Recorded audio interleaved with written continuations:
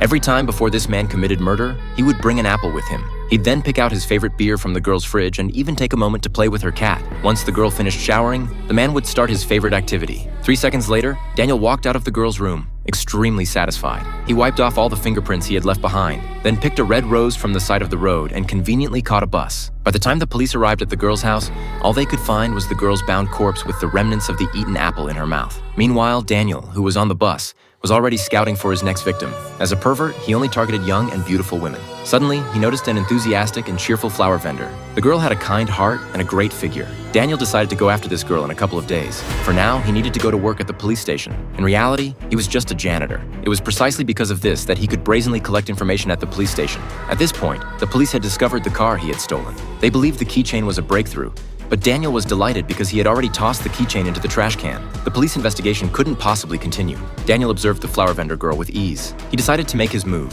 However, the next day at work, the police surprisingly discovered another victim with the exact same modus operandi. They believed it was the same perpetrator. But Daniel was furious that someone had imitated him. After the police left work, Daniel sneaked into the conference room to gather case information. He was determined to find the person impersonating him. When Daniel returned home, his mother slapped him across the face. It turned out it was simply because he had come home 3 minutes late. To punish Daniel further, his mother put a fly on his dinner.